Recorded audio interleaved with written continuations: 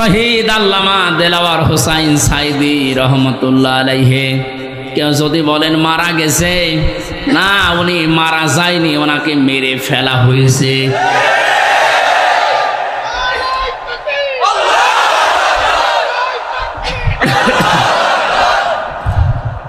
3টা বছরের ভেতরে আমার সাথে একদিন দেখা হয়েছিল জেলখানায়।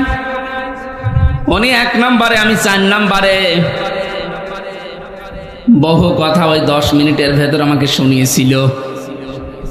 সব চাইতে আশ্চর্য, যেদিন ওনাকে হাসপাতালে নিয়ে আসার জন্য সই নিয়েছে, ওই দিন ওনাকে ধোঁকা দিয়ে বোকা বানিয়েছে জেলার আর সোপার। এখন যারা স্বীকার করছে, ওনাকে এটা জানিয়েছে যে আপনি মুক্ত হয়ে যাবেন।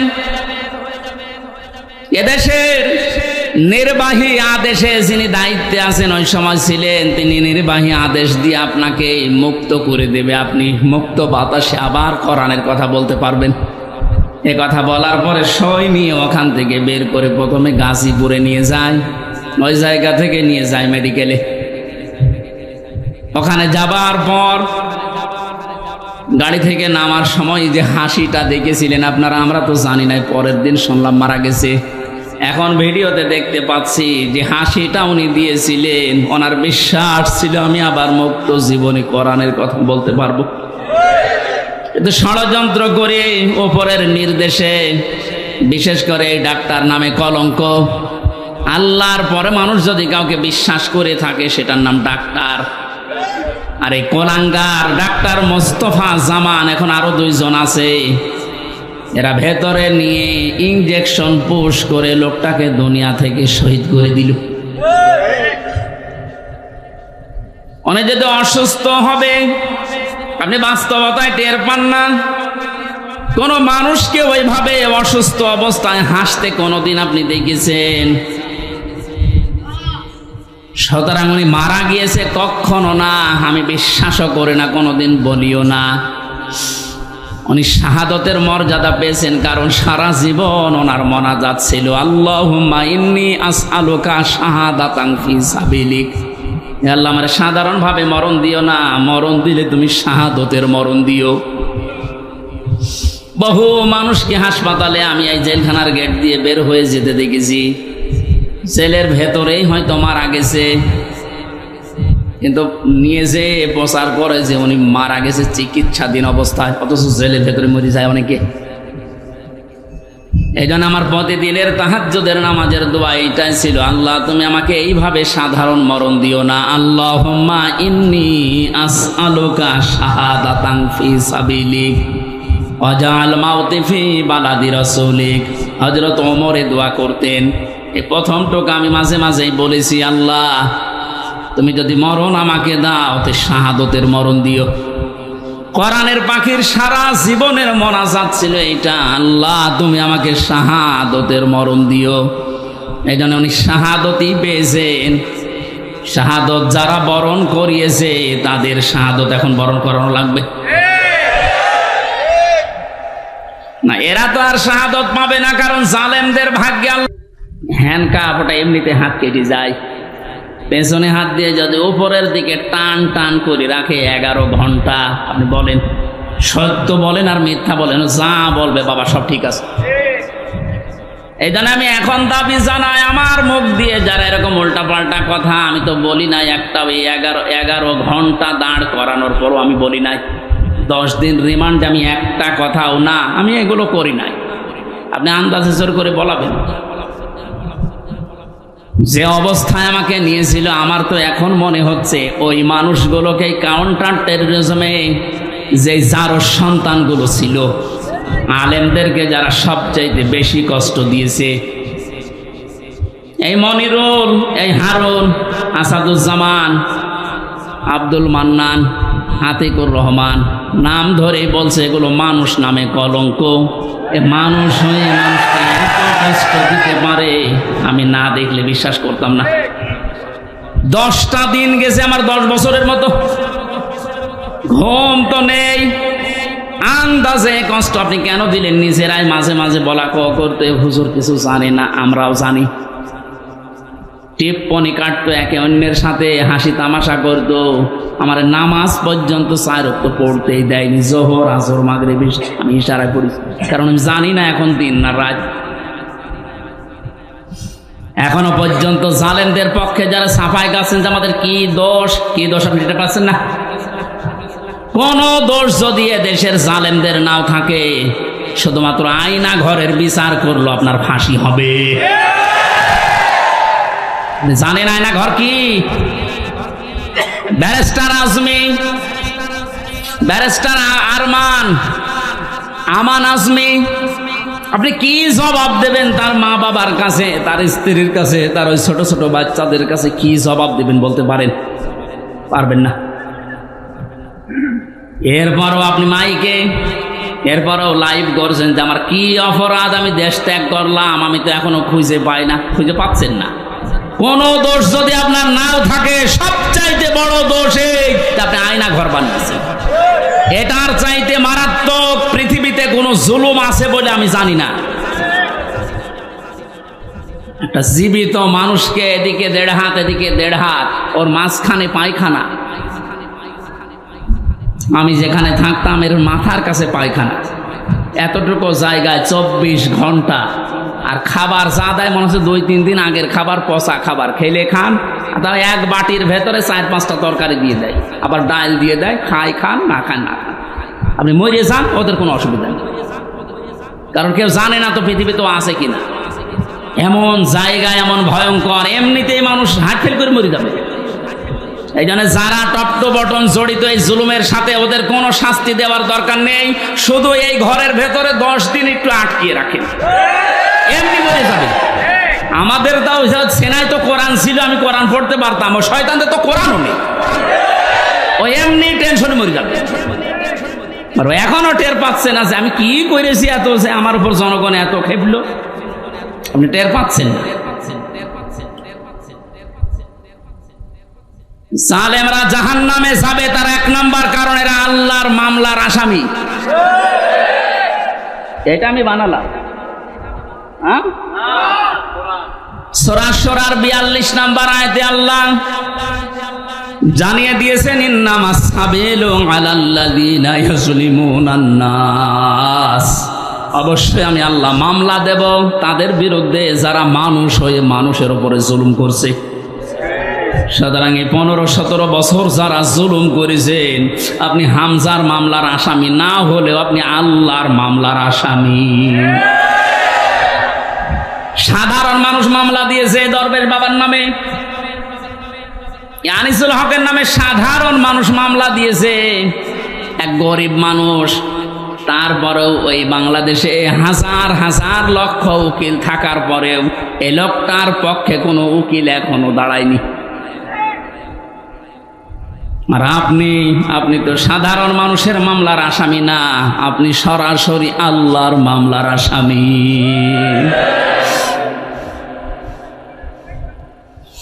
এজন্য আমাদের সাবধান হওয়া দরকার, এখান থেকে শিক্ষা নিতে হবে, আমরা যেন আবার আল্লাহর মামলার আসামি হয়ে না যাই। এদের জন্য হেদায়েত কামনা করলে হেদায়েত হবে না, কারণ কোরআন নিষেধ করেছে, আল্লাহু লা ইয়াহদিল কওমাজ জালিমিন। ইয়াহদি এটা মোজারে, বর্তমান ভবিষ্যৎ, প্রেজেন্ট ফিউচার। জালেমদেরকে আল্লাহ হেদায়েত দিচ্ছে না, দেবেও না। এখন যদি আল্লাহ জালেমদের হেদায়েত দেয়, তাহলে কোরআন শরীফ মিথ্যা হয়ে যাবে না? এজন্য তোর কপাল খারাপ, এর সাথে যারা জড়িত ছিল তাদেরও কপাল খারাপ।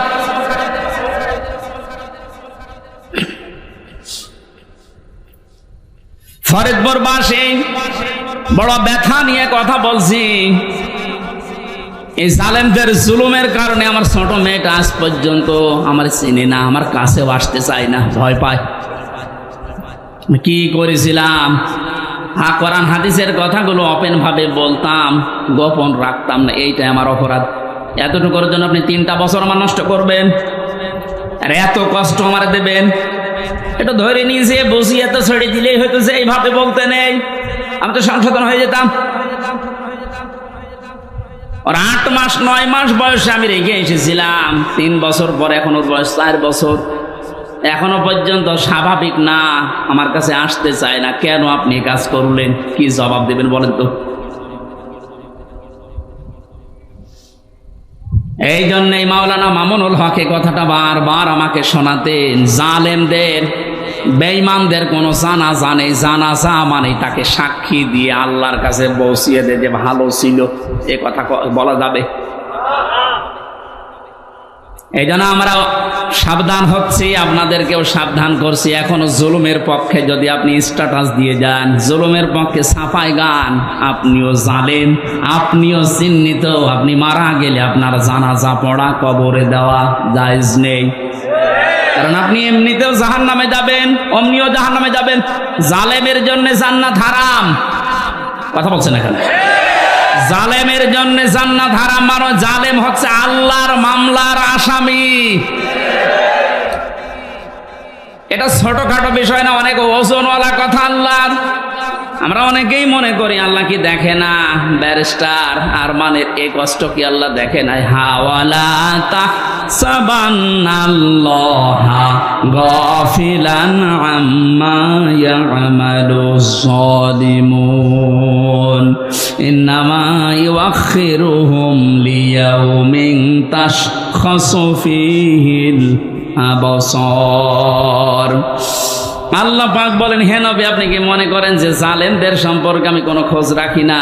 আমি সবচাইতে বেশি খবর রাখি জালেমদের ব্যাপারে। ওদেরকে আমি ছাড় দিয়েছি ওই দিন পর্যন্ত যেদিন চক্ষু উল্টিয়ে যাবে। আজ ঠিক তাই হচ্ছে। জালেমদের সাথে দেশের মানুষেরা এমন আচরণ করেছে, অনেকেই চোখ উল্টিয়ে আটকে উঠছে। হলো কি? বিশেষ করে ঝিনাইদহ ইরন চেয়ারম্যান ওরে পিটিয়ে মেরে জালেমকে গাছের সাথে না ওই পিলারের সাথে টাঙিয়ে মরার পরও পিটিয়েছে। দুনিয়া আটকে উঠেছে যে হচ্ছে কি? আবু সাইদকে যে লোকটা সজ্ঞানে স্বেচ্ছায় গুলি করে হত্যা করেছিল, তার এই জনগণ পিটিয়ে ন্যাংটা করে টাঙিয়ে রেখেছে, তাও উল্টো করে। ইন্নামা ইউআখিরুহুম লিয়াউমিন তাশখাসু ফীহিল আবসার। আমার তো মনে হচ্ছে কোরআনের এই আয়াত এখন খাপের খাপ, মমতাজের বাপ সব মিলে যাচ্ছে।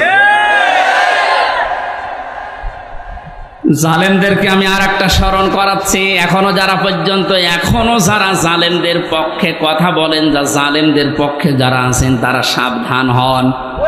কোন জালেম যদি টার্গেট নাই কোন জায়গায় পৌঁছাতে, আমার আল্লাহ বলেন ওকে আমি ছাড় দিতে দিতে এমন জায়গায় পৌঁছাই, ওই সফলতা পাওয়ার আগেই ওর তার আমি কেটে দেই।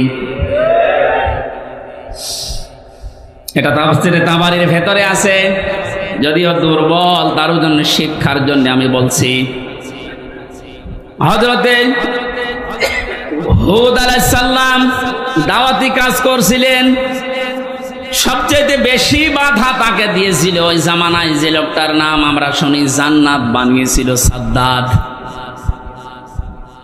যখন হযরতে হুদ আলাইহিস সালাম দাওয়াত নিয়ে গেলেন, যে জান্নাতের কথা জাহান্নামের কথা তাকে শোনালেন, আল্লাহর নাফরমান বান্দা ডাক দিয়ে বলে, তুমি আল্লাহর নবী দাবি করো, তোমার আল্লাহর জান্নাত আমার লাগবে না, আমি নিজে জান্নাত বানাবো, তুমি শুধু জান্নাতের আইটেমগুলো বলো যে কি কি পাওয়া যাবে।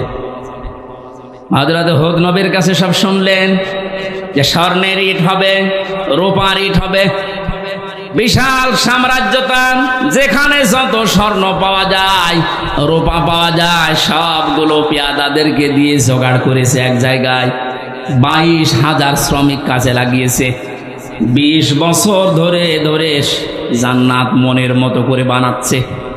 হযরত হুদ আলাইহিস সালাম যা যা বলেছিলেন একেবারে ওইভাবে হুবহু বানানোর চেষ্টায় আছে। স্বর্ণের ইট তৈরি করার জন্য তো সোনা লাগবে, যেখানে যা পাওয়া যায় সব নিয়েছে। মুফাসসির লিখেছেন, আল্লাহর এক বান্দি বিধবা, বিয়ে হওয়ার পরে স্বামী মারা গেছে, মা বাবা নেই, এতিম। এই মেয়েটার স্বর্ণ ধরে যখন টান দিয়েছে, মেয়েটা তখন মাটিতে গড়াগড়ি দিয়ে কান্নাকাটি করেছিল, যে আল্লাহ, আমি একেবারে নিঃস্ব মানুষ, আমার স্বামী নেই, মা বাবা নেই, আমার শেষ সম্বলটুকু কেড়ে নিয়ে যে জালেম তার স্বপ্ন পূরণ করার জন্য ইচ্ছা পোষণ করেছে, তার এই স্বপ্নের জান্নাতে তুমি তাকে পৌঁছাতে দিও না। এ দোয়াটা করেছিল ওই বিধবা, ওই মজলুম মহিলা। আল্লাহ রাব্বুল আলামিন বলেন পৃথিবীতে 3 জনের দোয়া সঙ্গে সঙ্গে কবুল হয়ে যায়, কোনো পর্দা থাকে না, তার ভেতরে একজন মাজলুম। এ যদি সত্যিই মন থেকে কিছু বলে, আল্লাহ পাক ওটা সঙ্গে সঙ্গে আরশে তুলে নেয়। এটার প্রমাণ এ হারুন। আমি রিমান্ডে থাকাকালীন জেলখানায় ছিলাম প্রথম 2 মাস ওই ছোট হুজুরের সাথে, যে রফিকুল ইসলাম মাদানি। আমার রাতের বেলা কেঁদে কেঁদে বলতো, রিমান্ডে নিয়ে আমার ওই যে কি ঢাকার হাতির ঝিল, রাত 12:30 1টার দিকে ওখানে নিয়ে গিয়ে সম্পূর্ণ উলঙ্গ করে আমার ছবি তুলে হাতের ভেতরে সিগারেট লাগিয়ে বলতো, খান, আমরা ছবি তুলবো, এইটা ছেড়ে দিয়ে জনগণকে জানাবো যে হুজুর এরকম 2 নাম্বার। আজকে দেখলাম বলছিল যে আমি ওই দিনই আল্লাহর কাছে ওই মাজলুম অবস্থায় আকাশের দিকে তাকিয়ে দোয়া করেছিলাম, মাবুদ, জীবনে যদি কিছুই তোমার দরবারে ভালো না লাগে, কবুল না হয়, আজকের যে দৃশ্য, আমার শরীরে 1 টুকরা পোশাকও নেই, তুমি দেখতে পাচ্ছ। আমি একটা যুবক মানুষ, আমার অনেকে মনে করি ছোট মানুষ, পিসকি মানুষ না, ওর বয়স এখন 27-30 বছর, কারণ ওই সময় ছিল 27, জেলখানায় 3 বছর, 30 বছর বয়স। 30 বছর বয়সের মানুষ কি ছোট? কথা বলেন। দোয়া করেছিল, মাবুদ তুমি আমার এই দোয়াটা কবুল করো, মাজলুম অবস্থায় তুমি তো মোনাজাত ফেরত দাও না। এই হারুন, এই টিভি হারুনের কারণে আজ আমার এই অবস্থা। ও নাকি অর্ডার দিয়ে দিয়ে আমার এটা করাচ্ছে। জিজ্ঞাসা করেছে যে অফিসার করেছিল, এসআই স্যার আপনি সত্যি করে বলেন তো, আমার যে হাল করলেন, এ নাজেহাল অবস্থা হারুন স্যার কি জানে? ওরা হাসি দিয়ে বলেছে, হারুন স্যার জানে মানে ওই করাচ্ছে। সঙ্গে সঙ্গে ওই সময় দোয়া করেছিলাম, মাবুদ তুমি ওকেও আমার মতো এরকম কিছু দেখায়ও। দেখিয়েছেন আল্লাহ জনগণের সামনে, আমার আল্লাহ এই পৃথিবীতেই দেখিয়ে দিয়েছে। এভাবে লজ্জা স্থান মানুষকে দেখাচ্ছে এই শয়তান। আমার একজন দেখিয়ে বলছে, হুজুর এই দেখেন কারবার। আমি নাউজুবিল্লাহ আস্তাগফিরুল্লাহ, কি ও কয়েকদিন পরে স্ট্যাটাস দিয়েছিলাম, আমি বাইরে যেতে পারি না, বাইরে গেলেই মানুষ বলে 3 ইঞ্চি। কি একটা অপমান! মাত্র কয়েক সেকেন্ডের ভিডিও পাস হয়ে ওর সব হারিয়েছে। ওর কয়েক সেকেন্ড না, সারা জীবন যেদিন আল্লাহ ফাঁস করবে, এ জালেমের সেদিন কোনো উপায় থাকবে? টাকলা মোরাদের মাত্র 6 মিনিট 8 সেকেন্ড। কি ওর নাম? মাহিনা কি নাম? এই মহিলার সাথে একটা অডিও রেকর্ড ফাঁস হয়েছিল মাত্র 6 মিনিট 8 সেকেন্ডের। ও সব গেছে। আমার তো মনে হয় এই জালেমদের দরে যারা ছিল এই দেশে, ওদের সহযোগী যারা, এদের হাজার হাজার ভিডিও অডিও রেকর্ড জমা হয়ে আছে। সাংবাদিক ইলিয়াস এখন মাঝে মাঝে ছাড়তেছে। আল্লাহ তার ফেরেশতাদের দিয়ে যেটা রেকর্ড করে রেখেছে অডিও ভিডিও, কিয়ামতের ময়দানে কোটি কোটি মানুষের সামনে ওগুলো আল্লাহ ছাড়বে। 30 সেকেন্ডের ভিডিও যদি 3 ইঞ্চি নাম শোনো, এই 50 বছরের ভিডিও আল্লাহ যেদিন ছেড়ে দেবে পুরাটা, মুখ দেখাতে পারবো না। শেষ পর্যন্ত এই মহিলার দোয়া আল্লাহ এমন ভাবে কবুল করেছিলেন, জান্নাত বানানো কমপ্লিট। শেষ করার পরে ডাক দিয়েছে, এত সিকিউরিটি দিয়ে সাজিয়েছে, একটা পিপিলিকা পর্যন্ত প্রবেশ করার কোনো কায়দা নেই। জান্নাতের গেটে যাবার পরে দেখে একজন ফকির বসে আছে। ফকির ডাক দিয়ে বলে, বাদশাহ আমার সাথে কিছু কথা বলা লাগবে আপনার। রেগে বলছে, তুমি কে? এখানে আসলে কি করে? এখানে তো কোনো মানুষ আসার অনুমতি নেই। কথা যদি বলাই লাগে পরে বলবা, আমি আগে জান্নাত দেখে আসি। ফকির ডাক দিয়ে কানের কাছে মুখ নিয়ে বলছে, বাদশাহ আমি কিন্তু দুনিয়ার সাধারণ ফকির না, আমি আজরাইল। মাথাটা একটু কাত করো ঘোড়া থেকে, আমি কথাটা বলে চলে যাব। কানের কাছে মুখ নিয়ে বলছে, আমি এসেছি তোমার জান কবজ করার জন্য, রেডি হও। ওই সময় বলেছিল, ফেরেশতা একটু সময় দাও, আমি শুধু জান্নাতটা ঘুরি, এখানে আসার পরে আমার জানটা নিয়ে নিও। ফেরেশতা ওই সময় বলেছে, কখনোই না। ইযা জাআ আজালুহুম লা ইস্তাখিরুনা সাআতান ওয়া লা ইস্তাকদিমুন। আল্লাহ পাক বলেন, এই পৃথিবীতে যখন যার সময় এসে যাবে, 1 সেকেন্ড আগেও তার মরণ হবে না, 1 সেকেন্ড পরেও মরণ হবে না। নির্ধারিত সময় লোকটাকে আল্লাহ বিদায় দিয়ে দেবে। এরপরেও ঘোড়ার পা থেকে জান্নাত পর্যন্ত পৌঁছাতে ও সর্বাত্মক চেষ্টা চালিয়েছিল। আল্লাহর ফেরেশতা ঘোড়া থেকে পা জান্নাতের যে বানানো জান্নাত ওর চৌকাঠ পর্যন্ত স্পর্শ করার আগেই জান কবজ করে ফেলেছে। মুফাসসির আয়াতে আর তাফসীর করতে গিয়ে তিনি কয়েকটা কারণ দিয়েছেন কেন জান্নাতে প্রবেশ করতে পারলো না ওর বানানো। 1 নম্বরে আমি প্রায় এখানে 26টা কারণ পড়েছিলাম, সবগুলো আমার মনেও নেই, কয়েকটা বলছি। প্রথম নাম্বারে কারণ হচ্ছে ওই যে মজলুম মহিলা, যার শেষ সম্বলটুকু কেড়ে জালেম তার স্বপ্ন পূরণ করার জন্য চেষ্টা করেছিল, ওই মহিলার দোয়া আল্লাহ কবুল করে নিয়েছিলেন। রব্বুল আলামিন আমার শেষ সম্বলটুকু যে কেড়ে নিল, ওই জালেম যেন তার বানানো স্বপ্নে প্রবেশ করতে না পারে। আজও হাজার হাজার আবু সাইদ মুগ্ধ, আবু রায়হান সহ কত মানুষের মার বাবা রাতের বেলা চোখের পানি ছেড়ে দিয়ে দোয়া করেছে, আল্লাহ আমার বুকটা যে খালি করে দিল, তাকে তুমি জমিনে জায়গা দিও না। নবীজির কথা 100% সত্য কিনা বলেন তো? উনি যে বলেছিলেন মজলুমের দোয়া আল্লাহ ফেরত দেয় না, আবু সাইদের মায়ের দোয়া আল্লাহ ফেরত দিয়েছে। বাংলার জমিনে আল্লাহ জায়গা দেয়নি, 1 ইঞ্চি জায়গা তার জন্য এখন আর বৈধ না। যত মামলা এখন শুরু হয়েছে, এভাবে যদি চলতে থাকে 8-10 দিন, আশ্রয় যেখানে নিয়েছে, যারা সুশীল সমাজ আছে দাবি করছে, ওরা বলছে ওই দেশেও তারে আর জায়গা দেবে না, ওখান থেকেও বিদায় দিতে বাধ্য হবে।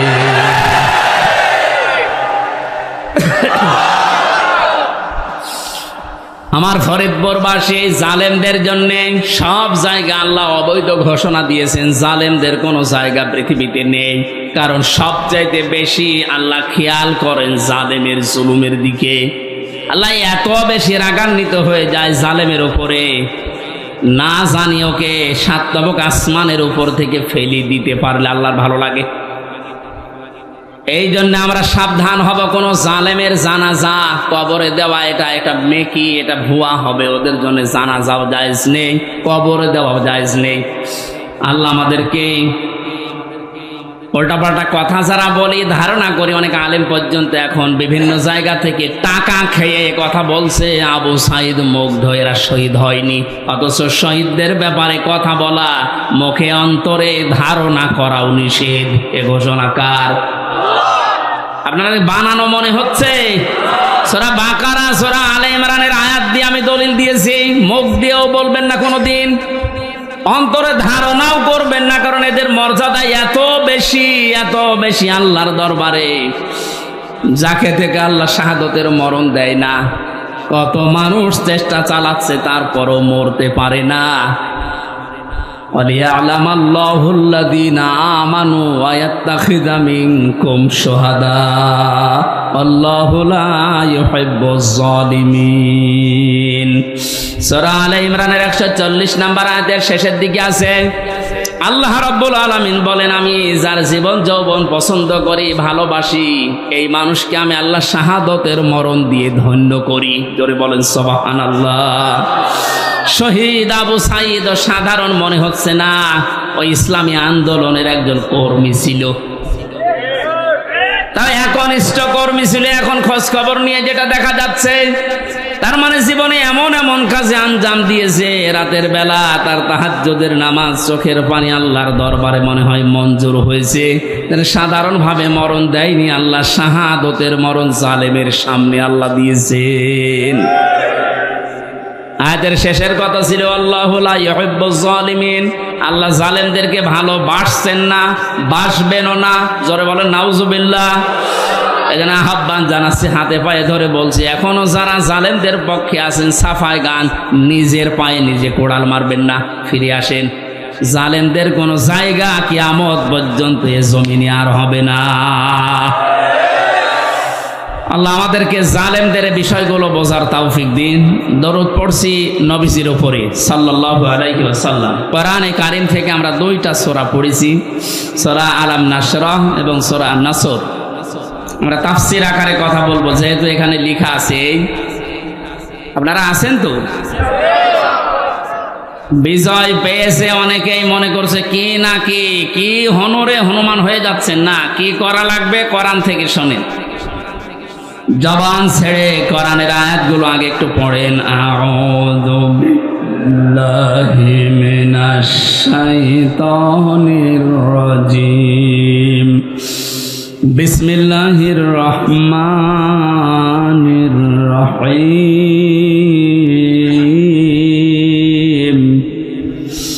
ইযা জাআ নাসরুল্লাহি ওয়াল ফাত ওয়া রাআইতান নাসা ইয়াদখুলুনা ফি দীনিল্লাহি আফওয়াজা ফাসাব্বিহ বিহামদি রাব্বিকা ওয়াস্তাগফির ইন্নাহু কানা তাওয়াবা।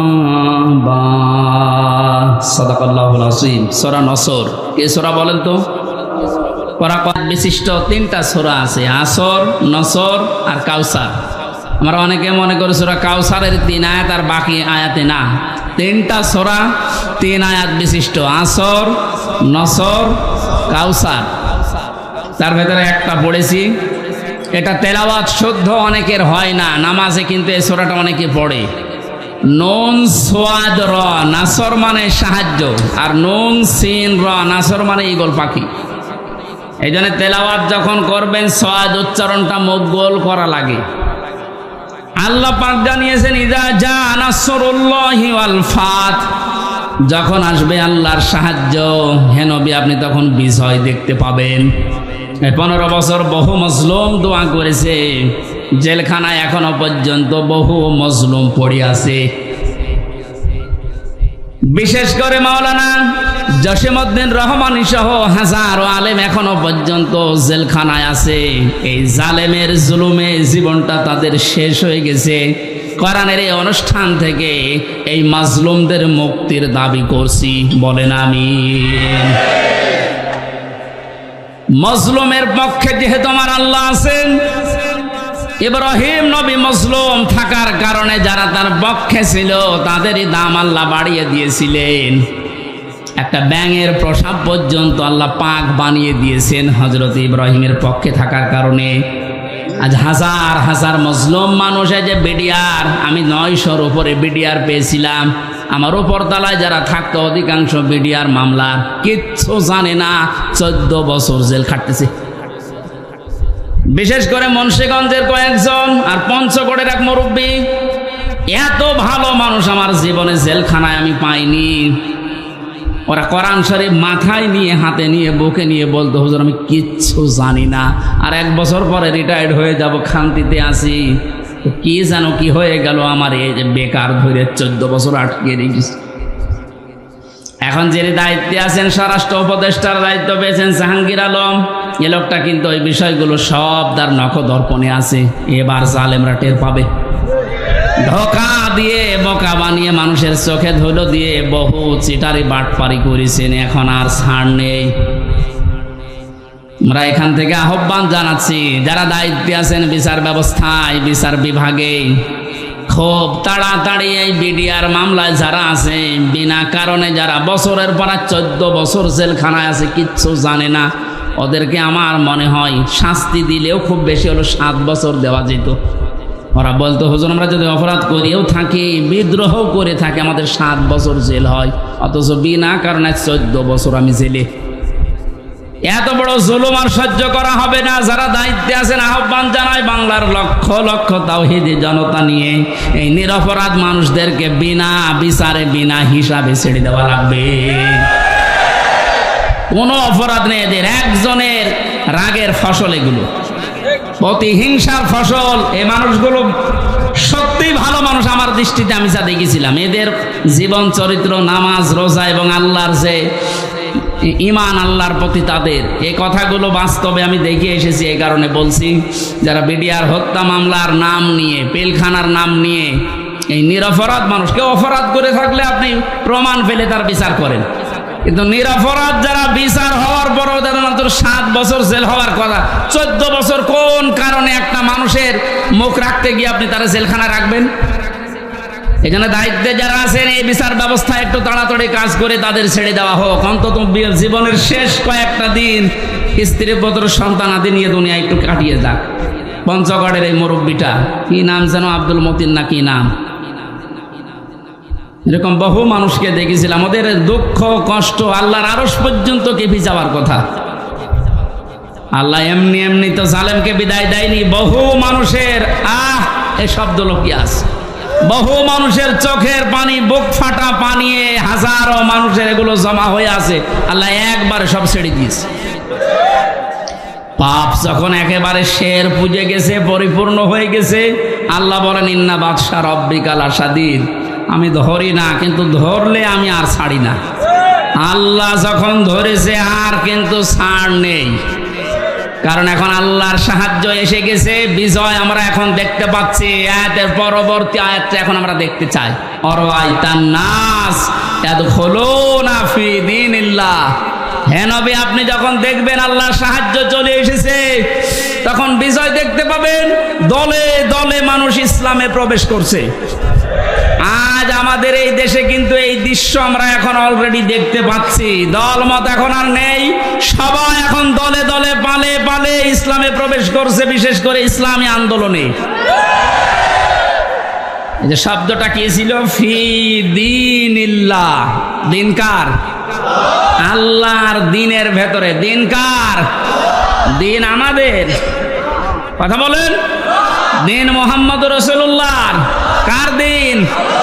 আমরা কি না, আমরা দিনের খাদেম, আমরা দিনের মালিক না, আমরা দিনের কি খাদেম, কামলা, জন, মুনিশ, লেবার যাই বলেন, আমরা কেউ দিনের মালিক না। সুতরাং দিনের ভেতরে যারা প্রবেশ করছেন তাদেরকে ওয়েলকাম জানাচ্ছি, কারণ দিনের মালিক কে বলেন তো? আমরা কি খাদেম, বলেন কি কামলা, খাদেম, লেবার। আমি এই যে আজকের মাহফিলের যিনি আমার ডান পাশে আছে, অধ্যাপক নজরুল ইসলামের বাবা, উনি যদি বলে এই জমিনটা আমার মতো 10 জন মানুষকে বলছে আপনারা ধান লাগান, বিকাল 5টায় আপনাদের বেতন দিয়ে দেব। বিকাল 5টা পর্যন্ত আমরা ধান লাগাচ্ছি, আর 10 মিনিট বাকি আছে। কয় মিনিট? হ্যাঁ, 10 মিনিট পরে বিকালে আমাদের বেতন দিয়ে দেবে। হঠাৎ 10 মিনিট আগেই দেখি 8-10 জন মস্তান এসেছে মোটরসাইকেল নিয়ে, আর সবার হাতে সোনার ছেলেদের এখন যা বের হচ্ছে ওইটা। বিভিন্ন বিশ্ববিদ্যালয়, কলেজ এবং বিভিন্ন জায়গা থেকে সোনার ছেলেরা যা ব্যবহার করতো, এটা এখন বের হচ্ছে না। দিনাজপুরের হাসে দানিশ কলেজ থেকে কয়েকদিন আগে পেয়েছে, আজকে পেয়েছে ইসলামী বিশ্ববিদ্যালয় কুষ্টিয়া থেকে। সোনার ছেলেরা কলম ব্যবহার করতো 1.5 হাত। এইরকম কলম নিয়ে 8-10 জন মস্তান মোটরসাইকেলে এসে বলছে, এই ধান আর লাগানো যাবে না, ধান এখন আমরা তুলে ফেলবো। এখন জমির মালিক তো উনি নেই, আমরা 8-10 জন যারা ধান লাগিয়েছি, কামলা, খাদেম, আমরা যদি বলি ভাই আপনারা ধান তুলবেন, তোলেন, কিন্তু আর 10 মিনিট পরে তোলেন, কারণ আমরা বেতন নিয়ে নেই। 10 মিনিট না হলে উনি বেতন দেবে না, কারণ এই জমিনও আমাদের না, ধানও আমাদের না। আপনারা তুলে ফেলবেন, আমরা সহ দরকার হয় তুলবো, কিন্তু 10 মিনিট পর। কথা বলেন না কেন? এই 10 মিনিটের আগে যদি আপনারা মাস্তানি করেন, তর্কাতর্কি হবে, কথা কাটাকাটি হবে, রক্তপাত হতে পারে, এমনকি যদি মেরে ফেলা লাগে মেরেও ফেলবো, কারণ আমার বেতন দরকার। আছেন না? সহজ ভাবে যেভাবে বুঝলেন যে হ্যাঁ এটা ঠিক, আমার বেতন লাগবে, বিকাল 5টা মানে জীবনের শেষ দিন। কথা বলো না কেন? এ জমিন কার? দিন কার? আমরা কি? আমরা ধান লাগাতে আসি এই জমিনে, দিন প্রতিষ্ঠার জন্য জান মাল বাজি রেখে মাথার ঘাম পায়ে ফেলে চেষ্টা চালিয়ে যাচ্ছি কি করে দিন কায়েম করা যায়। এখন বিকাল 5টা মানে জীবনের শেষ দিন। এদিন আসার আগে যদি কেউ বাধা দিতে আসেন তর্কাতর্কি হবে, কথা কাটাকাটি হবে, রক্তপাত হবে। এই 17 বছর যা হচ্ছে, এখনো যদি বাধা আসে, যদি মেরে ফেলা লাগে, মেরে ফেলতে আমাদের কোনো বাধা নেই, কারণ আমার বেতন দরকার, আর আমার বেতনের নাম জান্নাত। কথা বলেন। এদেশে যারা সত্যি দিন কায়েমের বিরুদ্ধে অবস্থান নিয়েছে তার ভেতরে 1 নম্বরে আমার মনে হয় এই অবৈধ বিচারপতি নামে যেটা মানিক, ওর নাম নিতেও আমার ঘৃণা হয়। এ মানুষ নামে একটা যার সন্তান, কে বলেছে ওটার মানুষ? ও কথা বললে ইসলামের বিরুদ্ধে বলে। আর আমরা সূরা নূন কলমের ভেতরে জানি যারা অবৈধ সন্তান পৃথিবীতে, যারা যার সন্তান, ওরা কথা বললেই কোরআনের বিরুদ্ধে কথা বলবে। এর কথাবার্তা শোনেন না? আরো টাটকা কিছু শয়তান আছে। আমরা কিন্তু বিকাল 5টা পর্যন্ত এ জমিনে ধান লাগাবো, বাধা দিতে আসলে কিন্তু এখন আর কথা কাটাকাটি না, তর্কাতর্কি না, রক্তপাত না, এখন বিদায় করে দেব। কারণ আমি বেতন এখনো পাইনি। বলেন, বেতন পেয়ে গেলে আমার অসুবিধা নেই, দিন এ জমিনে কায়েম করতেই হবে, এটা ফরজ না, এটা চেষ্টা করা ফরজ। চেষ্টা করে যাব, হলে ভালো, না হলো আমার কোনো লস নেই, আমার বেতন আছে। এখন এতক্ষণ তো কামলাদের কথা বললাম, লেবারের কথা। যিনি মালিক বসে আছে উনি যদি এসে দেখে যা সব ধান তুলে ফেললো, উনি কিছু বলছে না, তার মানে উনি দুর্বল। এই কারণে মনে মনে চিন্তা করবেন যিনি হয়তো এখন কিছু বলছে না, পেছনে ওনার কোন উদ্দেশ্য আছে। যেই দিন ধরবে গোপনে, বাপ বলার সময় দেবে না। এ জমিনে আজ 53 বছর চেষ্টা চালিয়েছে অনেকে, আল্লাহর খাদেমেরা, আল্লাহর গোলামেরা, কিন্তু পারছে না। আল্লাহর সৃষ্টির ভেতরে যারা অবৈধ সৃষ্টি, তারা চেষ্টা চালিয়ে চালিয়ে নস্যাৎ করে দিচ্ছে বারবার। আমার কুষ্টিয়ার এক গাদ্দার আছে, ওর নাম নিতে আমি ঘৃণা করে, যেন ওর নাম নেই না। কথা বললে দেখবেন ইসলামী আন্দোলনের বিরুদ্ধে কথা বলে, কথা বললে একামতে দিনের যারা দায়িত্বে আছে এদের বিরুদ্ধে কথা বলে, কোনো কথা নেই।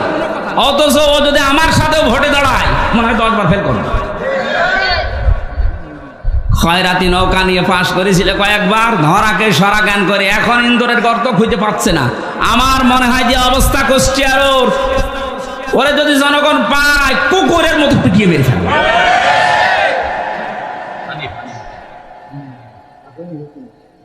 না, ও নোনো নাম আমি নিই না, নাম দেখো কি হক নোনো দিয়েছে। শয়তান শয়তানি করার জায়গা পায় না। আর একজন বরিশালের আছে, এবার আর একটা শয়তান, কি মনন না কি নাম জানি, মনন না মেনন। মাত্র 4 দিন আগে এদের স্বাধীন হওয়ার, এই 5 তারিখে স্বাধীন হলো না, 4 দিন আগে শয়তানগুলো উঠে পড়ে লেগেছিল একটা জনগণের সেন্টিমেন্ট অন্যদিকে নজর ঘুরিয়ে দিতে, যে এ দেশের ইসলামপন্থী যারা তাদেরকে নিষিদ্ধ করে দাও। আল্লাহ চিরতরে ওদের নিষিদ্ধ করে দিয়েছে, যেন যুগে যুগে যারা জালেম আসবে তারা যেন শিক্ষা নেয়। ফেরাউনকে আল্লাহ এমনি সটকি দিয়ে রাখে নাই, আল্লাহ বলেন ওকে সটকি দিয়ে রাখলাম এই কারণে যুগে যুগে যারা স্বৈরাচার আসবে তারা যেন ওর লাশ দেখে শিক্ষা নেয়। সুতরাং আজও যারা জালেম তাদের অবস্থান এই 5 তারিখের পর থেকে যা হয়েছে, এখনো যদি আপনার পরিবর্তন না আসে, শিক্ষা না নেন, আমার মনে হয় আজরাইল আসার আগে আপনার আর পরিবর্তন নেই।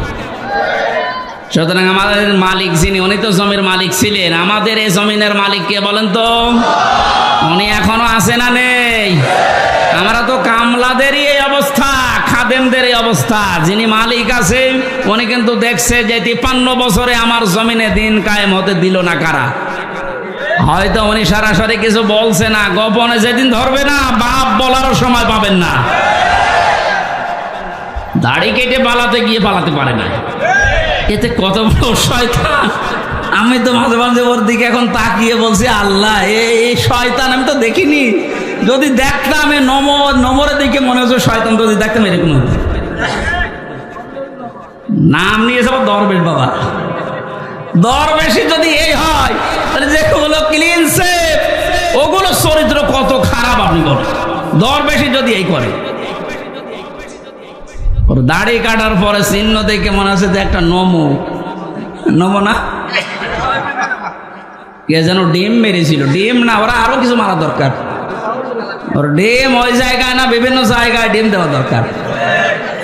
ওই শয়তানরা আমরা যখন আলেমদেরকে, বিশেষ করে মাওলানা মামুনুল হক, মাওলানা সাখাওয়াত হোসেন রাজি, আমির হামজা, এই রফিকুল ইসলাম মাদানী, হারুন ইজহার, আলেমদেরকে যখন এই দড়ি বেঁধে মাথায় দড়ি দিত, হাতে হ্যান্ডকাপ দিত, পায়ে ডান্ডা বেড়ি দিত, এগুলো দিয়ে যখন আদালতে তুলতো, ওরা ওই পাশ থেকে টিপ্পনি কাট, ঠিকই হচ্ছে, এখন ডিম খাও, আমরা এখন বলবো তো ঠিকই হচ্ছে।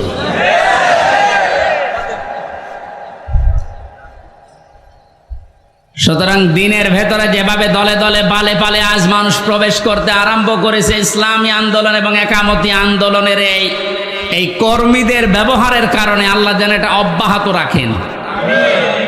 আর আইতান নাস, হেনবে আপনি দেখতে পাবেন ইয়াদখুলুনা ফি দীনিল্লাহ, মানুষ প্রবেশ করছে। ইয়াদখুলুনা এটা মোসারে, বর্তমান ভবিষ্যৎ, প্রেজেন্ট ফিউচার, এখন প্রবেশ করবে, দলে দলে সামনেও প্রবেশ করবে ইনশাআল্লাহ। এটা যদি প্রবেশ করে করে এই 20% এখন আছে ইসলামী সেন্টিমেন্টের মানুষ, এই 5 তারিখ থেকে আজকের এই দিন পর্যন্ত 35% অলরেডি হয়ে গেছে। যেদিন 51% হয়ে যাবে সেই দিন এই দেশে ইসলাম কায়েম, কেউ ঠেকাতে পারবে না। এইটা শোনার পরেই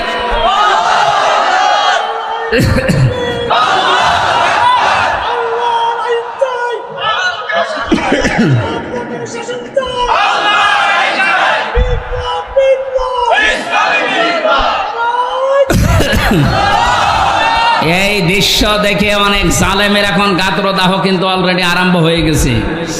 ওরা তলে তলে ষড়যন্ত্র করছে, না অন্য কেউ আসুক, ইসলাম যেন দেশে না আসে। কিন্তু বাংলার জনগণ যেভাবে জুলুমের শিকার হয়েছিল, এরা কিন্তু অলরেডি বুঝে ফেলেছে যে ইসলাম ছাড়া মুক্তির আর কোনো পথ আমাদের নেই। ইসলামের হাতে যদি দেশটা তুলে দেওয়া যায়, যার যে অধিকার, যে ধর্মের লোক হোক, তার অধিকার সে ফিরে পাবে। এক কথা বলেন না কেন? অতীতের ইতিহাসগুলো আমরা পড়েছি, দেখেছি, এইটাই পেয়েছি, এটা আমরা সামনেও দেখতে চাই। কারণ এই 53 বছর বিভিন্ন মানুষ এই দেশটা চালিয়েছে, আমরা দেখলাম। কথা বলেন না কেন? বাবা চালিয়েছিল, স্বামী চালিয়েছে, কারো কারো চাচাও চালিয়েছে, বউ চালিয়েছিল, ভাবি চালিয়েছিল।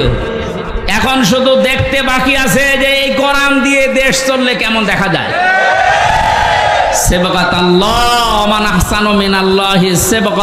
আল্লাহ বলেন, আমি আল্লাহর চাইতে সুন্দর রং পৃথিবীতে কারো নেই।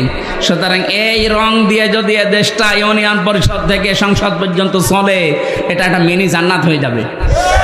মুসাফির অবস্থায় আছি, মাজলুম অবস্থায় এখনো আছি, এখনো মজলুম নেই, কারণ এই জেলা আমার জন্য নিষিদ্ধ ছিল, আল্লাহ ওপেন করে দিয়েছে, এখন আর মজলুম নেই।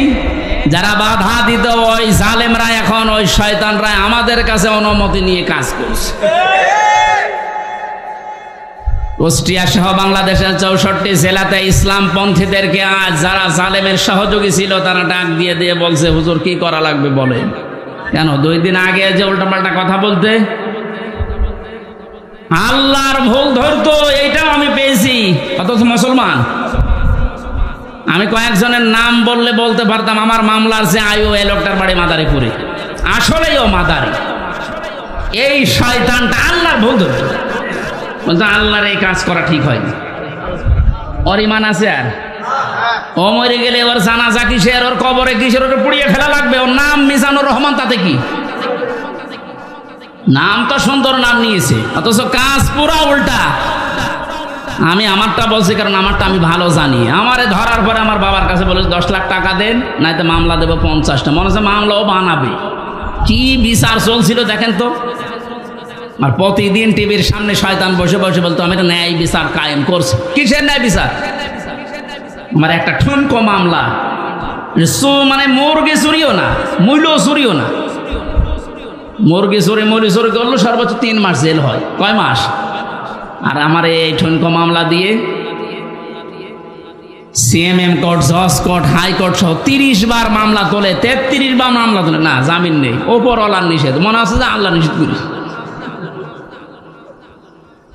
হাইকোর্টের একটা বিচারপতি যদি বলে আমার কিচ্ছু করার নেই, তোর ওই চেয়ারে বসার সাথে ভ্যান চালানো ভালো না, এরকম অবস্থায় বানিয়ে রেখেছিল প্রত্যেকটি জায়গায়। আর সব মুখ খুলছে। এই অবৈধ আইনমন্ত্রী যেমন পেছনে ডিম দেওয়ার কারণে মুখ খুলে ফেলিস যে আমি কিচ্ছু করি না, সব হাসিনা করতে বলিস, সব এরা মুখ খুলবে। আয়না ঘরের যিনি দায়িত্ব ছিল এই শয়তানটা জিয়াউল হাসান, এর এখন ওই জায়গায় রাখা দরকার। ওর বউ, ছেলে, মেয়ে, স্ত্রী, পুত্র সব আলাদা রেখে, ব্যারিস্টার আরমানকে তো 8 বছর রেখেছিল, ওরা 8 দিন রেখে দেখেন ওই এমনি পাগল হয়ে যাবে। আর ও বলে আমি কি করেছি যে আমার এত কষ্ট দিচ্ছ, কি করেছো তুমি টের পাচ্ছ না, তুমি শুধু ফরিদপুরের এই 4 রাস্তার মোড়ে আসো, কি করেছো তোমার দেখাচ্ছে।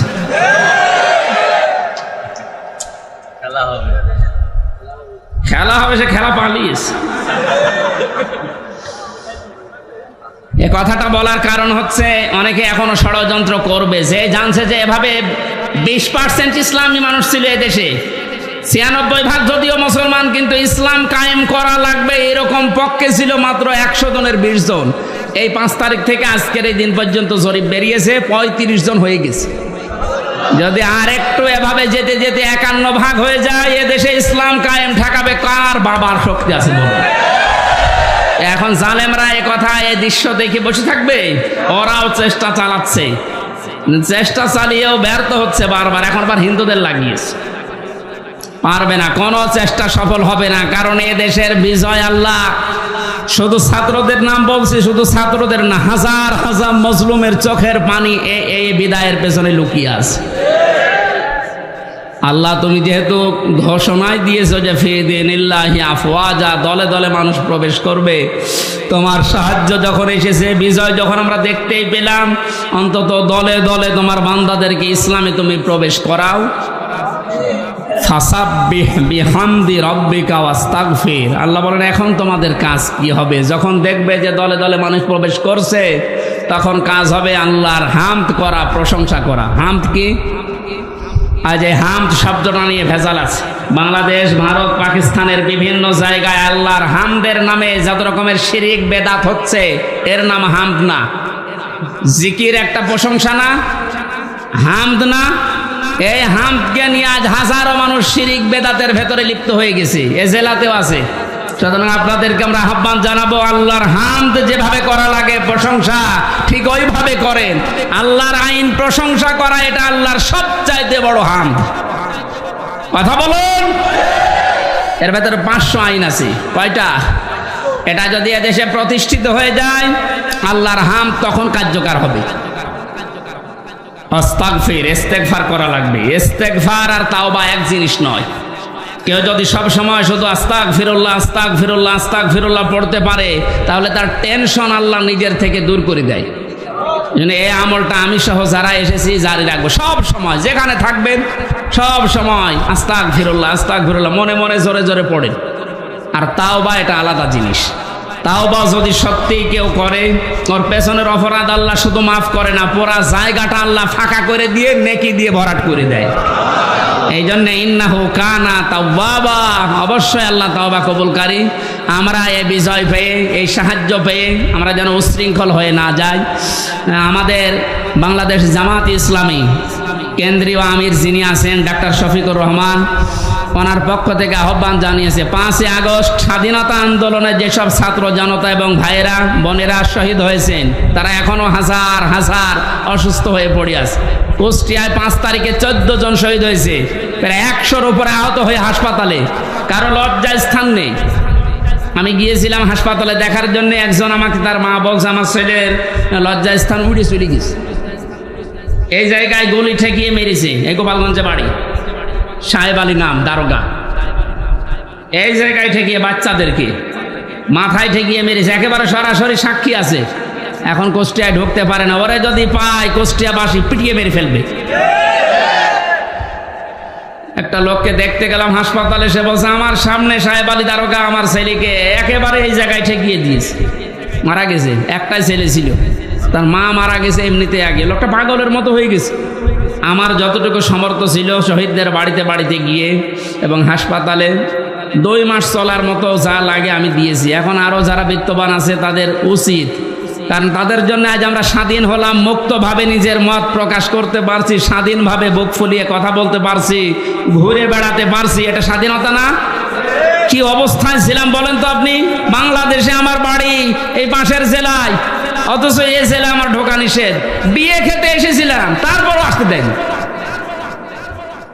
সুতরাং যারা শহীদ হয়েছেন তাদের জন্য আমিরে জামাত ডাক্তার শফিকুর রহমান আহ্বান জানিয়েছে যে যেখান থেকে পারেন অন্তত 1টা টাকা হলেও এই শহীদদের সুস্থতার জন্য, ওনারা বহু টাকা পয়সা বিভিন্ন জায়গায় দিয়ে আসতেছে, ওনাদের আর কয় টাকা আছে?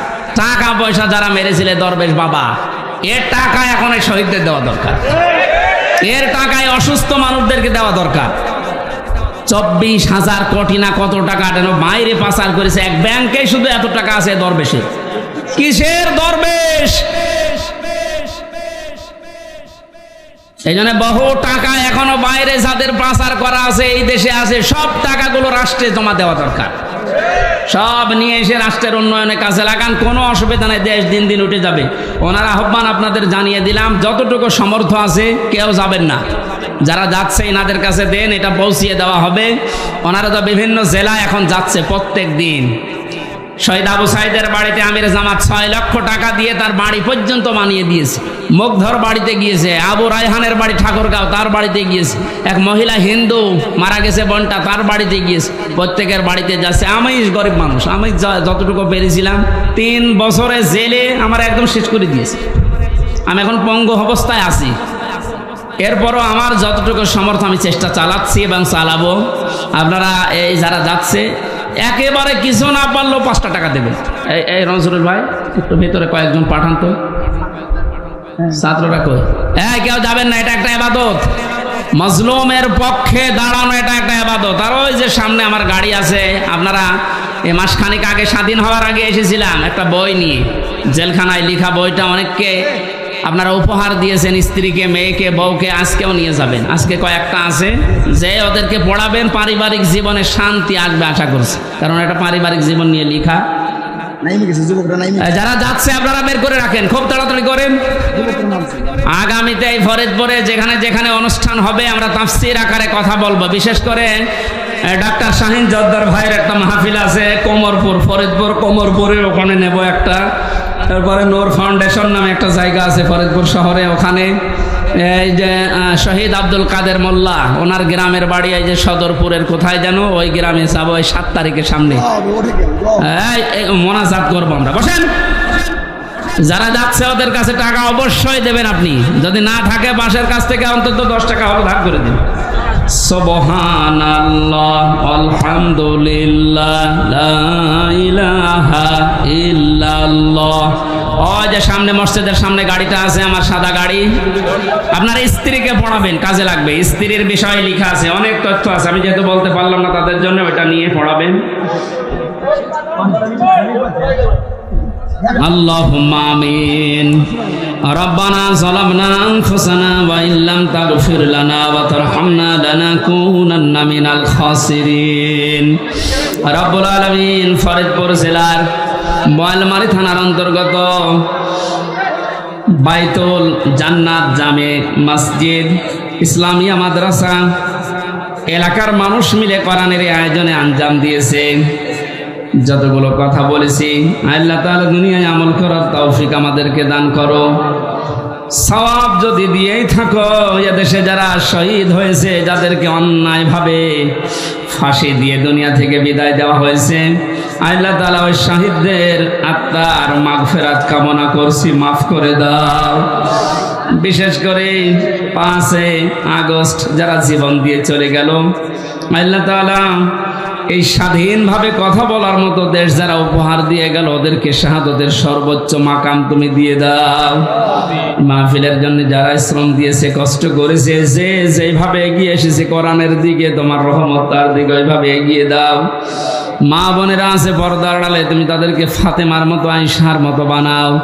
জালেমদেরকে তুমি এদেশ থেকে চিরতরে বিদায় করে দাও। নূহ নবী দোয়া করেছিলেন, লা তাদার আলাল আরদি মিনাল কাফিরিনা দাজ্জারা, আল্লাহ জালেমদের একটা আন্দা বাচ্চা পর্যন্ত জমিনে যেন জীবিত না থাকে। তুমি জালেমদেরকে জমিন থেকে চিরতরে বিদায় দিয়ে দাও। ইসলাম দিয়ে দেশ চলছে, কোরআন দিয়ে চলছে, এটা যেন চর্ম চোখে দেখতে পারি, এই পরিবেশ ফিরিয়ে দাও। রব্বির হামহুমা কামা রব্বায়ানি সাগীরা। আমরা অনেকে অসুস্থ আছি, শেফায়ে কামেলা আজেলা নসিব করো। আল্লাহ তাআলা অধ্যাপক মাওলানা নজরুল ইসলাম কোরআনের জন্য আমাকে ভালোবাসে, এলাকায় যাদেরকে নিয়েছে কোরআনের জন্য কাজ করে, আল্লাহ সবাইকে তুমি হেদায়েত দিয়ে দাও। তার বাবা এখানে বসে আছে, বাম পাশে আছে মুরব্বী, যত এখানে বসে প্রত্যেকটিকে তুমি ওমরের মতো, হযরত আবু বকরের মতো কবুল